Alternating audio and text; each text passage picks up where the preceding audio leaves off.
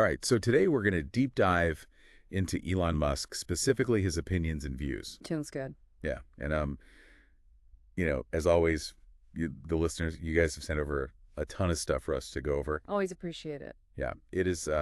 It's mostly from his Wikipedia page, and it's called Views of Elon Musk. And wow, there is a lot here. Yeah, you sent over a lot. But don't worry, because we're going to break it all down. Into nice bite-sized pieces, yeah. Yeah, with the help of our expert here, who's actually already gone through all of this and kind of pulled out like the most interesting stuff for us. That's right. I tried to do the heavy lifting and synthesize it a little bit, Yeah. so we can jump right in. Okay, so the first thing that really kind of jumped out to me was this whole libertarian thing that always surrounds Elon Musk. Right. And he kind of like embraces it, but then he'll say things like, I'm politically moderate. Like, what is going on there? Yeah, it's interesting because, he, on the one hand, kind of like fits the mold of a libertarian in a lot of ways.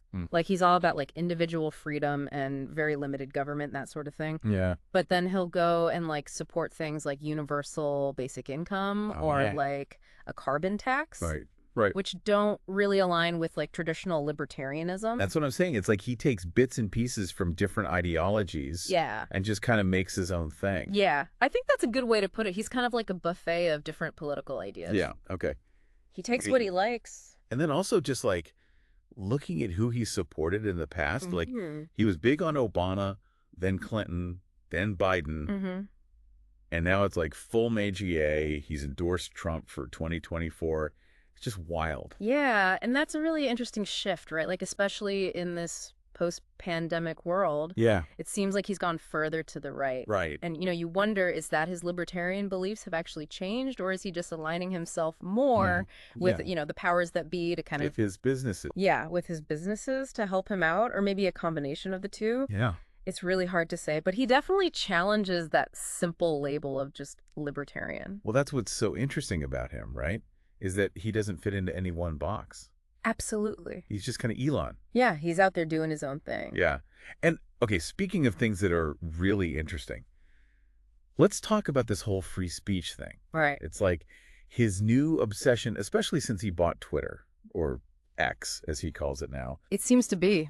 Yeah, like it's become this crusade for him. He talks about it constantly, like it's, the foundation of democracy and all that. Essential for civilization. Yeah, but then at the same time, there are all these instances of censorship happening on the platform. Right. And a lot of times it's like at his own direction. Like, what's going on there? Yeah, I think that's another great example of where his actions don't necessarily match up with his words. Right. He, on the one hand, reinstated Trump, who was banned for inciting violence. And he said that was a victory for free speech. But on the other hand, like you look at the data, and Twitter is actually complying more and more with government censorship requests. What? Like particularly in countries like Turkey and India. Oh, wow. So it's like free speech, but only when it's convenient for him. It seems that way. Yeah. And then remember that whole private jet tracking incident? Vaguely. Yeah. Like when he banned that account that was posting his flight data publicly? Yeah. Mr. Free Speech suddenly got very sensitive. Didn't like that so much. When it was about him. Yeah. Yeah. So it just makes you question, like, how deep does his commitment to free speech really run? I think that's the question, right? Is it about actually, like, protecting open dialogue? Or is it more about, like, controlling the narrative and silencing any criticism? Especially when it's directed at him. Right, especially when it's directed at him. Yeah, I think it's another one of those fascinating contradictions, that makes you wonder, like, where the line is for him. Yeah. On this absolute right to free speech. Or maybe he's just, like, trolling us all. Yeah, maybe it's performance art. Yeah, who knows? Who knows? All right, but let's move away from the rockets and the electric cars for a second. Okay. I'm curious about, like, some of his other opinions. Like the stuff that doesn't make headlines all the time. What else did you find? Well, buckle up, because we're going to talk about his views on AI. Oh, yeah. Which are a whole other thing. Right. He's been warning about AI for years, saying it's humanity's biggest threat. Remember that quote about summoning the demon? Oh, yeah, that's classic Elon. Classic Elon, doom and gloom. Yeah, doom and gloom, then he's like launching a car into space. Like, what? Yeah. All right, so he's concerned about AI, but then wasn't he like one of the co-founders of OpenAI? He was. The company behind ChatGPT? Yeah, he was. And then he had this huge falling out with them. Right. Accused them of straying from their original mission, becoming too focused on profits. Yeah. He even said that ChatGPT is politically biased. Right, so he helped create this powerful AI. Mm-hmm. Then he got stared by it and started criticizing it. Yeah, it's like, is he really concerned about the future of humanity? Mm-hmm. Or is he just, like, worried about the competition? Yeah. Is he threatened by it? Yeah. And then to top it all off, he signs that open letter. Right. With, like, a bunch of other tech bigwigs. Yeah. Calling for a pause on AI experiments. Like a timeout, everybody. Stop. Yeah, like, imagine, like, the weight of that. Mm-hmm. When the guy who's, like, basically the poster child for technological advancement is saying we need to slow down and think about the consequences. It makes you wonder what he knows. Yeah, it's almost like he's playing both sides. Yeah. You know, like the visionary and then also like the prophet of doom. Right. And it makes you wonder, like, does he know something we don't? Mm-hmm. Or is he just trying to control the narrative around AI? Yeah. Is this all part of some master plan? Yeah. It's hard to say. It's a question worth pondering, all right? But let's switch gears for a minute and talk about some of Elon's more, shall we say, unconventional opinions. Are you ready for a rapid fire round of some of his hot takes? Hit me. Okay, let's do it. All right. All right, so first up we have his absolute disdain for public transportation. He's called it painful, a pain in the ass, sucks. He's even gotten like Twitter fights with transit experts over it. Oh, yeah, like a classic Elon meltdown. Classic Elon. Yeah. He thinks that everyone should just drive Teslas, right? Pretty much. Yeah. Yeah. Which is great for his business, but not exactly like a solution for the whole planet. Yeah, maybe not so practical for everyone. Okay. And then, of course, we have to talk about his COVID escapades. Oh, boy. Like, he was all over the place. Yeah, he downplayed the virus, promoted unproven treatments, defied lockdown orders, called people space Karen for, like, wearing masks. Yeah. Questioned the accuracy of testing. It was wild. It was like he thought the rules didn't apply to him just because he was Elon. Yeah, that exceptionalism again, right? Yeah. Yeah, this, like, sense of being above it all. Mm-hmm. Mm-hmm. And then on top of all of that, he's also like a huge critic of patents. Right. Which is kind of ironic considering he runs a company like Tesla. A little bit, yeah. He thinks they stifle innovation, and he's even opened up Tesla's patents for others to use. Mm-hmm. So it's like this weird Robin Hood thing, like stealing from the rich patent holders and giving to the poor inventors. Maybe he sees himself as like this champion of open source technology. Yeah, who knows with him. Right. Okay, so we've covered like his weird relationship with the government, his free speech contradictions, his AI anxieties, and his hatred of public transportation. We've covered a lot. We have. What else is there? Well, we could talk about his opinions on social issues. Okay, let's get into it. Buckle up, because these are the ones that really get people riled up. Okay. We got to start with his stance on declining birth rates. Okay. He's like obsessed with this idea of population collapse. Oh, really? Going so far as to say it's a bigger threat than global warming. Wow. That's a hot take. That's a big one, yeah. Is he just worried that we won't have enough people to colonize Mars or what? Well, he's a father of many himself, right? So maybe there's some personal element to it. Yeah. But he's also like a self-proclaimed pronatalist. Okay. So he actively encourages people to have more kids. Oh. He's even donated millions to research this issue. Really? Trying to find solutions to this impending demographic crisis or whatever. So more babies for the future of humanity. Pretty much. Got it. Okay, what about immigration? All right. That's always a hot button issue. Always. Especially in today's world. Yeah, and he's managed to stir up quite a bit of controversy there. Okay. He's been critical of illegal immigration, especially under Biden.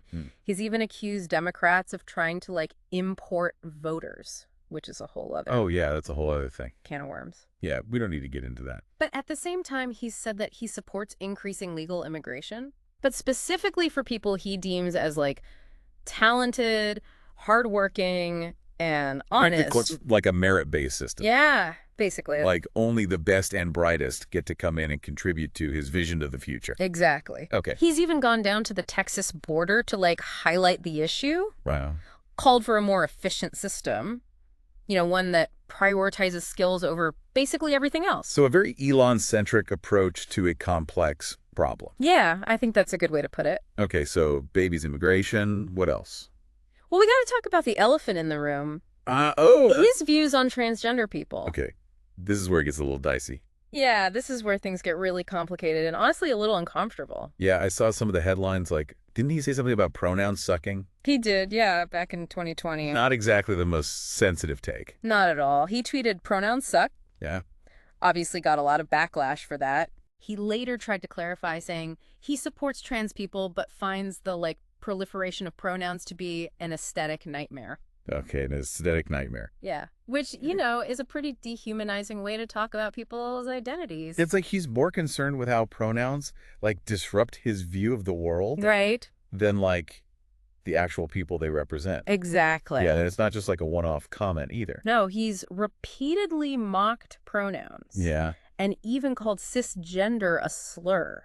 Oh, wow. Which shows a complete lack of understanding of these issues. It's like he's trying to get a rise out of people. Yeah, it's definitely like a provocation thing. Yeah, and it's not just talk either. Oh, no. After he took over Twitter, they quietly removed the policy against targeted dead naming and misgendering of transgender users. Oh, my God. And then, to make matters worse, he stated that he wants to criminalize gender-affirming care for minors. Okay, hold on. Criminalize healthcare. Yeah. That's a pretty extreme stance, especially considering that his own daughter is transgender. Right, and it's clearly a very personal issue for him. And it seems like he's projecting his own struggles and biases onto the entire trans community. Yeah.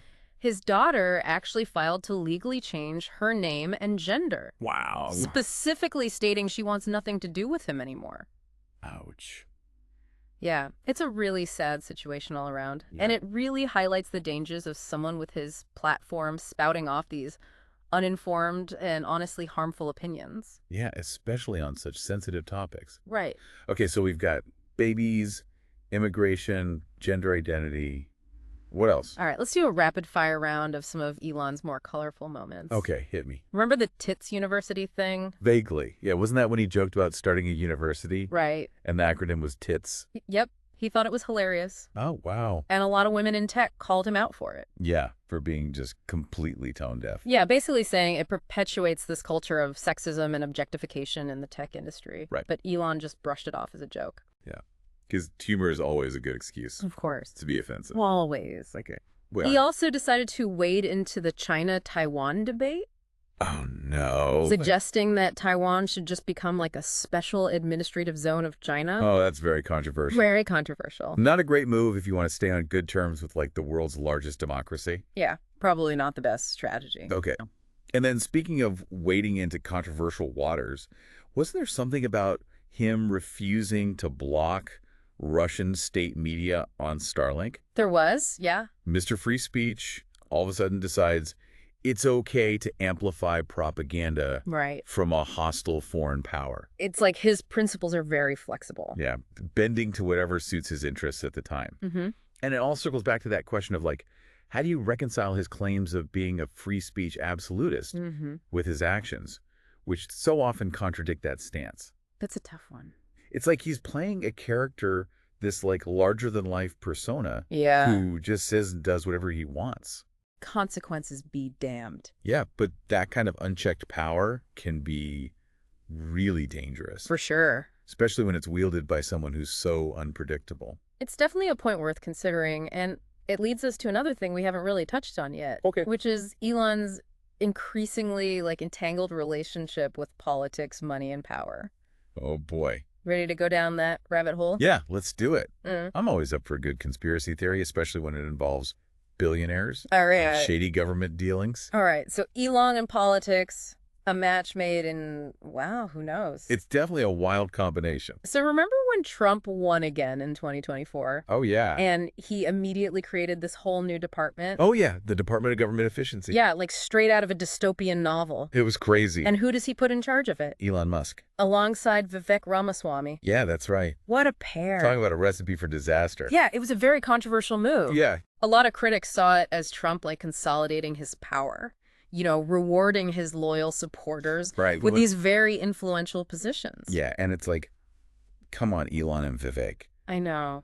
Like, two billionaires who are known for having these, like, shall we say, unconventional views on government. Right. Like, what could go wrong? It was a powder keg waiting to explode. And explode, it did. Oh. Remember that time Elon just casually tweeted about the Consumer Financial Protection Bureau? Oh, yeah. He basically said, delete CFPB. Too many duplicative regulatory agencies. Yeah, like it was just some app he was deleting from his phone. Right, like it was that simple. Yeah, just like classic Elon. Yeah. Like this impulsive disregard for the complexities of everything. He just sees himself as a disruptor, Right. not just in tech, but in every realm he enters. Right, and with Trump giving him free reign, it was like watching a bull in a china shop. Yeah, he was just running wild. It's almost like he thinks he can just apply like the same principles of Silicon Valley to the government. Right? Like move fast break things. Yeah, disrupt everything. Yeah. But governing isn't like building a rocket. No, it's not. There are real consequences to these actions. Real people are affected. Yeah, exactly. Especially when they're affecting millions of people. Yeah.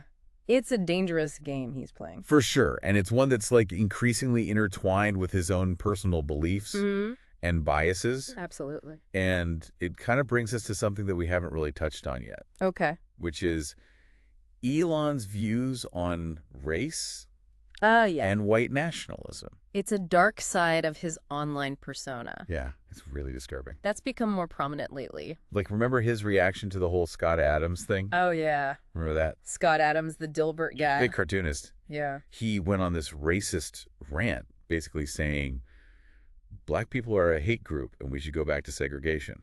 It was horrifying. It was awful. And Elon's response was very telling. Yeah, he basically accused the media of being racist against white and Asian people, and then said there was an element of truth to Adams's comments. An element of truth? Like, what does that even mean? It was basically like a dog whistle to white supremacists. It was like a wink and a nod. Yeah, he was giving them a platform. Legitimizing these ideas. Yeah, to his millions of followers. And it's not just an isolated incident either. Right. He's amplified all sorts of like anti-Semitic conspiracy theories, defended white supremacist shooters, even used a racial slur in a tweet. Yeah, it's a pattern. It's really troubling. It's hard to ignore. He seems to have this like weird fascination with this idea of white victimhood. Right. Like this narrative that white people are being oppressed and marginalized. Like they're the real victims. Yeah, it's crazy. And it's feeding into this growing sense of resentment and anger among a certain group of people. And it's dangerous. It's very dangerous. Like we're seeing a rise in hate crimes. Extremist groups are feeling emboldened by this kind of rhetoric. It's scary. Yeah, it's like he's playing with fire. So what do we make of all this? I don't know. Is Elon Musk like a dangerous demagogue intentionally stoking racial tensions? Or is he just like a clueless tech bro who doesn't understand the impact of his words? Yeah. It's hard to say. Yeah, but one thing's for sure, his actions have real consequences. Absolutely. And we can't just ignore them. We have to pay attention. He's a complex figure. A walking contradiction? Yeah, like a brilliant mind capable of incredible innovation. But also someone who seems increasingly lost in his own echo chamber. Yeah, surrounded by yes men. Totally. It's really a cautionary tale. It is. Like power without accountability can be a very dangerous thing. For sure. And even the most celebrated figures can fall prey to their own biases and demons. Absolutely. So what will Elon's legacy be? Yeah. Will he be remembered for his technological achievements or for the divisive and harmful rhetoric he's embraced? I guess only time will tell. Well, folks, that brings us to the end of our deep dive into the world of Elon Musk. It's been a journey. Yeah, we've explored his contradictions, his complexities, his brilliance, and his darkness. He's a complicated guy. Yeah, to say the least. As always, we encourage you to keep exploring, keep questioning, and form your own conclusions. Yeah, because when it comes to Elon Musk, there's always more to uncover. Always. And the story is far from over. Until next time. Happy diving.